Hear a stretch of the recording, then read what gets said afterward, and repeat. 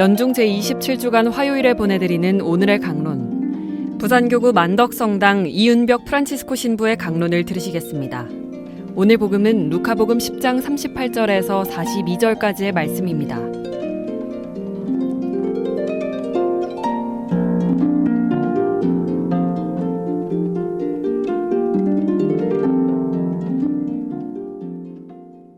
그때 예수님께서 어떤 마을에 들어가셨다.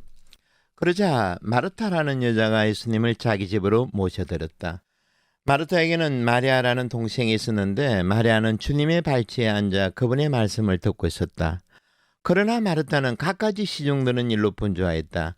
그래서 예수님께 다가가 주님, 제 동생이 저 혼자 시중들게 내버려 두는데도 보고만 계십니까?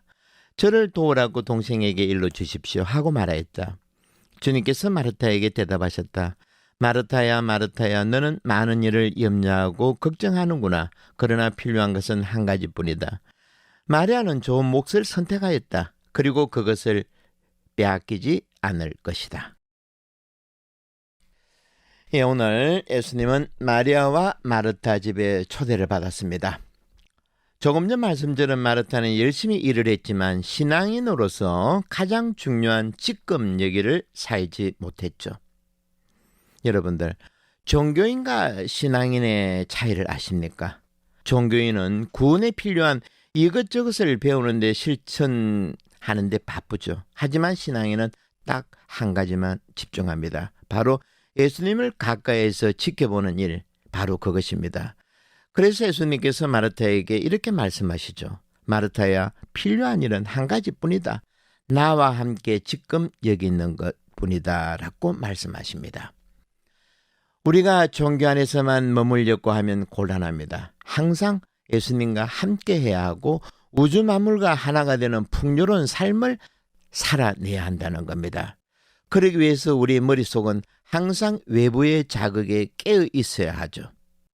마태복음에 나오는 열 처녀 비유에서 열 처녀 중에 5은 미련하고 5은 슬기로웠다고 합니다. 미련한 처녀들은 등잔은 가지고 있었으나 기름을 준비하지 않았고 슬기로운 처녀들은 등잔과 함께 기름도 그릇에 담아 가지고 있었죠. 그렇습니다. 오늘 복음의 마리아와 마르타 이야기가 마태복음의 열 처녀 비유하고도 이렇게 연결됩니다. 바로 항상 깨어서 지켜보는 일입니다. 깨어서 지켜봄, 이것이야말로 호모사피엔스의 가장 큰 특징인 대뇌피질이 제대로 작동되고 있음을 알려줍니다. 대뇌피질을 보면 신경세포로 되어 있고 각 세포들은 시냅스로 구성되어 있죠.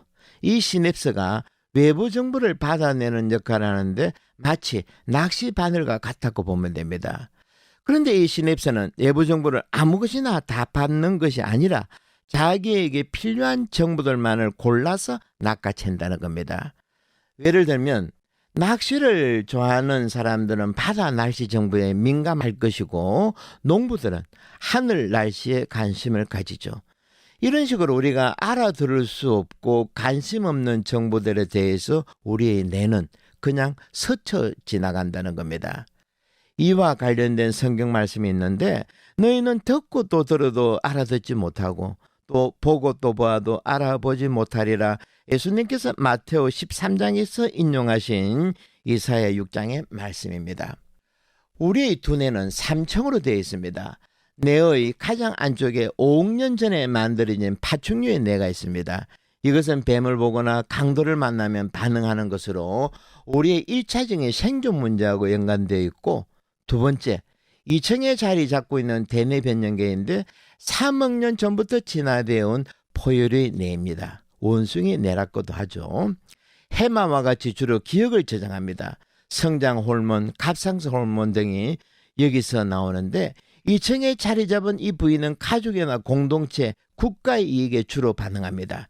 전쟁이 일어날 때 이쪽 부위가 심하게 반응한다고 합니다. 우리들 2002년에 월드컵 때 우리 한국 사람들이 건물이나 차 위에 올라가서 난리를 쳤죠. 그때 이쪽 뇌 부위가 심하게 반응했던 겁니다. 세 번째는 대뇌피질로 바깥쪽으로 우리 뇌의 80% 정도 차지하는데 주로 이성과 사고 기능을 담당하죠. 인간에게 가장 중요한 질문인 나는 과연 어디서 왔는가? 나는 누구인가 같은 문제에 관심을 가집니다. 이렇게 대뇌피질은 사람을 인간답게 만들고 제대로 인간답게 살아가는 역할을 합니다. 무엇보다 하느님하고의 관계를 제대로 방향 잡게 한다는 것이죠. 아인슈타인이 천재로 태어났다기보다는 그의 지켜보기 실력이 탁월했다고 말을 합니다. 그는 죽을 때까지 대뇌피질을 최대한 발휘했던 사람입니다. 이와는 달리 외부의 정보에 전혀 관심이 없는 사람들을 우리는 뭐라 합니까? 꼰대라 그럽니다. 이런 사람들의 대뇌피질은 정보 교환에 관심이 없기에 당연히 뇌 기능이 빨리 퇴화된다는 겁니다. 우리 두뇌도 사람들의 눈빛과 같았고 보면 될 겁니다. 어린아이처럼 세상 만사에 호기심이 가득하다면 그 눈동자가 반짝반짝하겠지만 과거의 자기 기억만으로 자기 기억이 옳다고 큰소리치면서 살아가는 사람들의 눈빛은 죽은 지 오래된 생선 눈하고 마찬가지겠죠.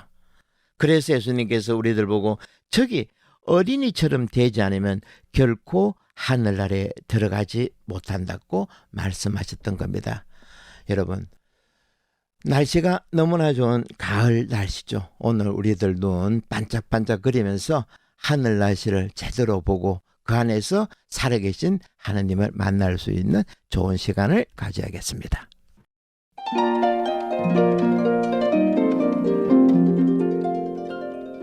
지금까지 부산교구 만덕성당 이윤벽 프란치스코 신부의 강론을 들으셨습니다. 오늘의 강론은 수영성당 공동체와 함께합니다.